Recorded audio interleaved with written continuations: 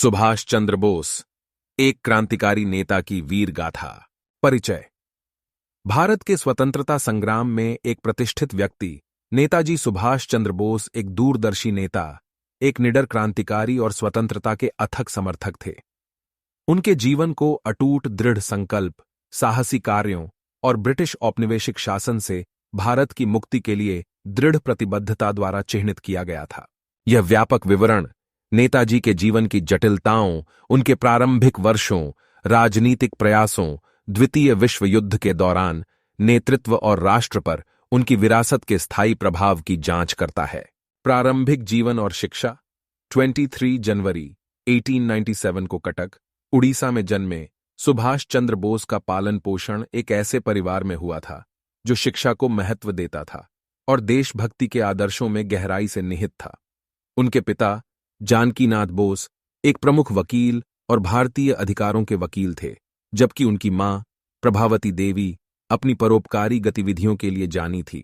छोटी उम्र से ही बोस ने असाधारण बुद्धिमत्ता और समाज सेवा के प्रति जोशीली प्रतिबद्धता प्रदर्शित की।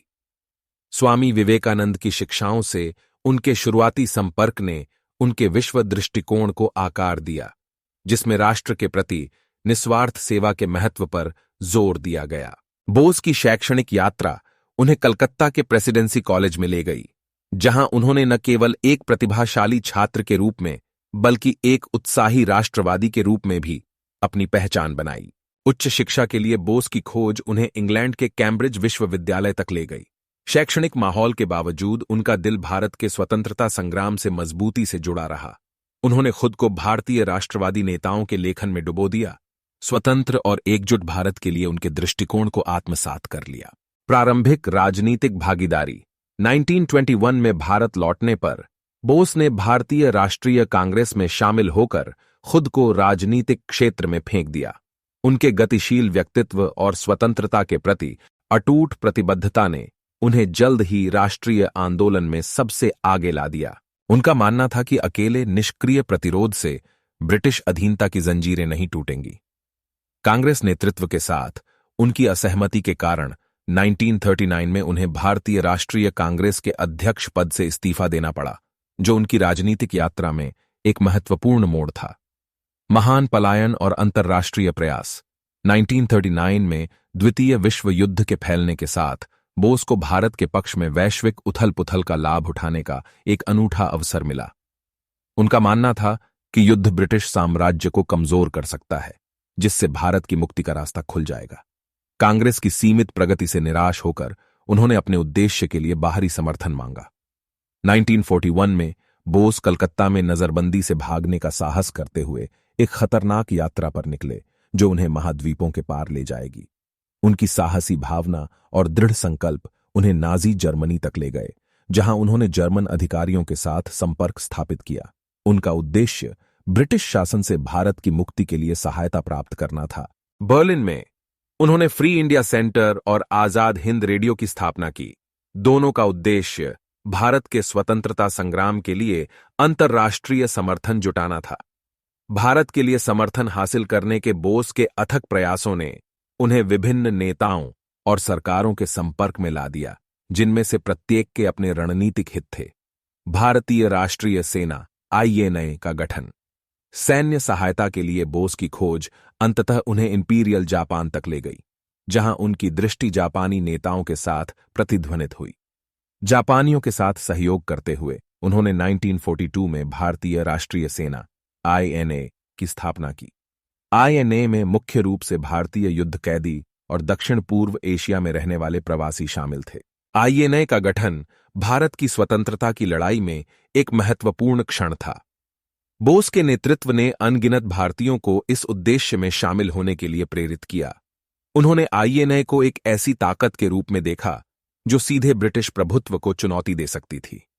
दिल्ली चलो, दिल्ली तक मार्च का युद्ध घोष प्रतीकात्मक बन गया, जिसने सैनिकों और नागरिकों को समान रूप से एकजुट किया और राष्ट्रवादी उत्साह की भावना को प्रज्वलित किया। बर्मा अभियान में INA की भूमिका। INA के प्राथमिक सैन्य अभियान बर्मा अभियान पर केंद्रित थे, जहां उन्होंने ब्रिटिशों के खिलाफ जापानी सेना के साथ लड़ाई लड़ी थी। बोस की रणनीतिक कौशल और दूरदर्शी नेतृत्व स्पष्ट था, क्योंकि आईएनए ने महत्वपूर्ण क्षेत्रों पर कब्जा करते हुए महत्वपूर्ण सफलताएं हासिल कीं।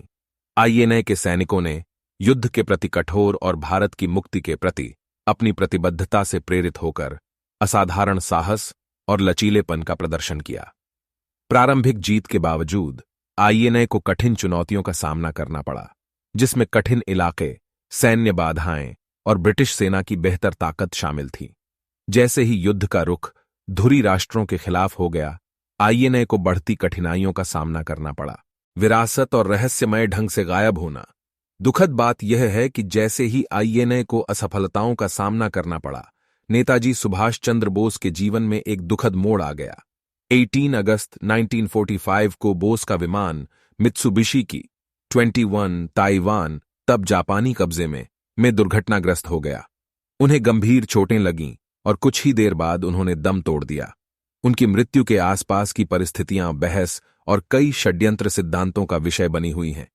बोस की विरासत बलिदान, साहस और अटूट देशभक्ति के प्रतीक के रूप में कायम है। स्वतंत्र और एकजुट भारत के लिए उनका दृष्टिकोण न्याय, समानता और राष्ट्रीय गौरव के लिए समर्पित व्यक्तियों और आंदोलनों को प्रेरित करता रहता है। आईएनए के संघर्षों और बलिदानों ने राष्ट्र की सामूहिक चेतना पर एक अमिट छाप छोड़ी, जो स्वतंत्रता के लिए लड़ने वालों के लचीलेपन का प्रमाण है। निष्कर्ष: नेताजी सुभाष चंद्र बोस का जीवन लचीलेपन, दृढ़ संकल्प और दूरदर्शी नेतृत्व की एक उल्लेखनीय कहानी है। एक प्रतिभाशाली विद्वान से एक क्रांतिकारी नेता तक की उनकी यात्रा, जिन्होंने ब्रिटिश साम्राज्य की ताकत को चुनौती दी और समर्पित देशभक्तों की एक सेना बनाई, पीढ़ियों के लिए प्रेरणा का स्रोत है। बोस की विरासत इतिहास के पन्नों तक ही सीमित नहीं है। यह भारतीयों के दिल और दिमाग में जीवित है, जो भारत की स्वतंत्रता के प्रति उनकी अटूट प्रतिबद्धता से शक्ति प्राप्त करते हैं।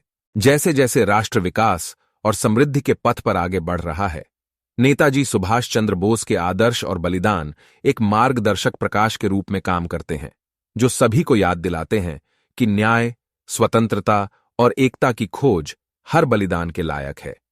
उनकी विरासत व्यक्तियों और आंदोलनों को एक न्यायसंगत दुनिया के लिए प्रयास करने के लिए प्रेरित करती रहती है, जहां स्वतंत्रता और आत्मनिर्णय के मूल्य प्रबल होते हैं।